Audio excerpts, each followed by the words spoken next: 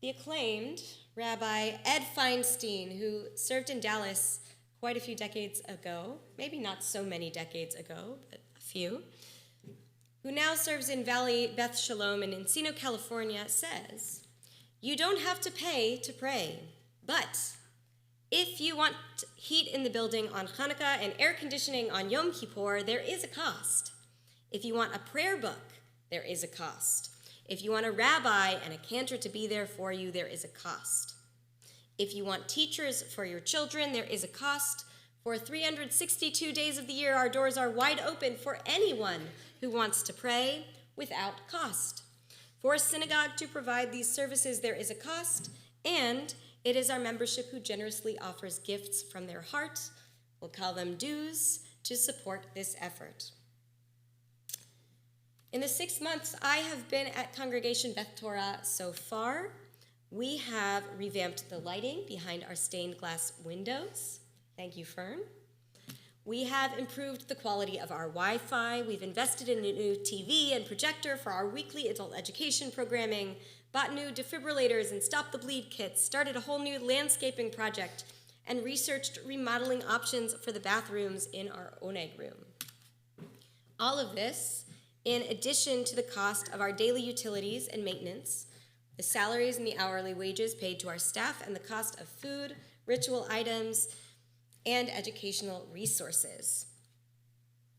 Now, I'm sure that this is not the case in any church ever, but we spend a lot of time in our newsletters and on this bima advertising our fundraising efforts, our attempts to get you to give just a little, and I promise I didn't know that our Vice President of Development would be here today, but it's a bonus. Sometimes this constant refrain of please donate may seem counterintuitive to our founding identity as a synagogue who welcomes everyone regardless of their financial situation. And yet, before the Torah even begins to talk about communal worship of God, the Torah asks for Terumah, for donations to build a portable home for God in the wilderness. Vayikchu li terumah me'et kol ish asher yidvenu libo tikchu et terumati. And you all shall take for me a donation. From each person whose heart moves them, you all should take my donation. From Exodus chapter 25, verse 2. Even in the middle of the Sinai desert, even God requests donations so that the people Israel can build the Mishkan, the tabernacle, that initial template for the house of worship we inhabit today. Ve'asu li mikdash v'shachanti b'tocham, and make for me a sanctuary, God says, and I shall dwell among them.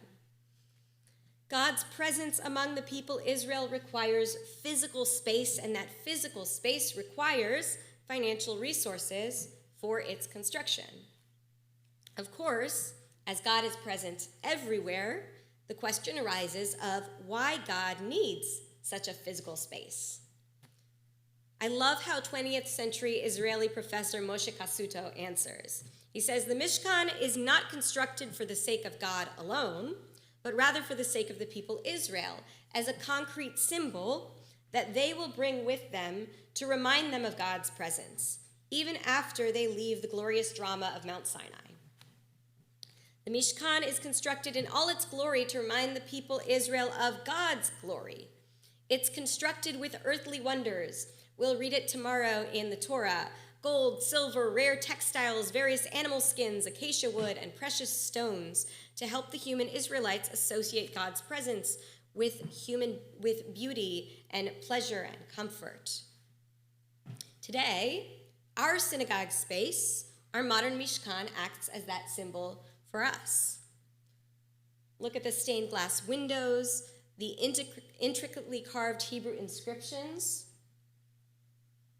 the grand ark and the Torah reading table, and the ramp, the large print books, and the loop listeners we have ready and available to make sure that everyone can experience the glory of this space.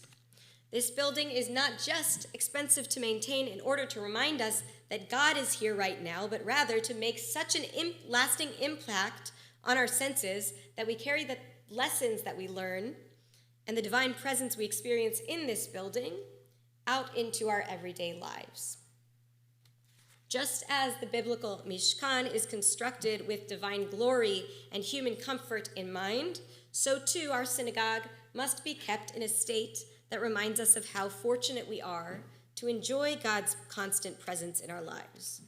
Just as our Mishkan, our tabernacle, was made of the finest materials, we should not be afraid of or feel guilty about spending some extra money on artwork, appliances, and power washing. When we plan for meals and for onegs for our snacks after services, we should not shy away from making sure that we have enough to pamper not just who we're expecting to be there, but also any extra guests who might show up. When we're planning for holiday celebrations, we should splurge a little bit, not too much, but a little bit on the wow factor, the decorations and the entertainment that make this place one that we want to return to again and again. Regardless of the roller coaster of life that we experience at work and at home, in large part because of our donations, our community has a concrete physical space to come together and mourn, to celebrate, to laugh, eat, and say thank you to God for all of it, every day of the week. When God asks Moses to take contributions from Kol Ish Asher Yidvenu Libo, every person whose heart so moves them, God's request that Hebrew could also be translated from every person in the ways in which their heart so moves them. We are truly a congregation with countless ways to give. We have an abundance of committees and social groups with open leadership positions, or soon-to-be open leadership positions. We have mishloach manot, we have gift baskets for Purim ready for you to stuff and to deliver, services ready for you to lead, a kitchen waiting for you to cook and bake in it, and community members who would love for you to visit them either at home or in the hospital, in the happiest times and also in the most challenging times. Each of these opportunities for giving is truly sacred and truly necessary for our community to thrive. And even with all of the volunteers on the planet, we would still need financial contributions to keep Congregation Beth Torah alive, just as any congregation needs those financial contributions to stay afloat.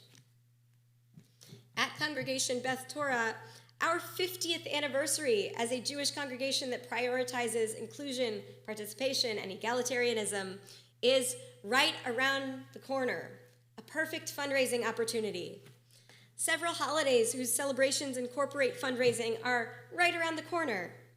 When you see opportunities to give in our emails and bulletins, rather than sighing in dismay at yet another ask, whether or not you are personally able to give or willing to give at this moment in time, please use the moment that you read that request to acknowledge what those contributions make possible for our community. Use that moment to conjure up your hopes, your dreams, and your concrete ideas for this place in 5 or 10 or 50 years, and think about what we would need financially and through people power to get there. Of course, if you have some fundraising acumen yourself, please chime in and tell David and the rest of our leadership where we need those funds and how we might acquire them. Then, when your heart so moves you and when you have the ability to do so, you can contribute to that modern Mishkan that is Congregation Beth Torah on Lookout Drive in Richardson, Texas. And I am sure that your clergy would tell you the same about your church.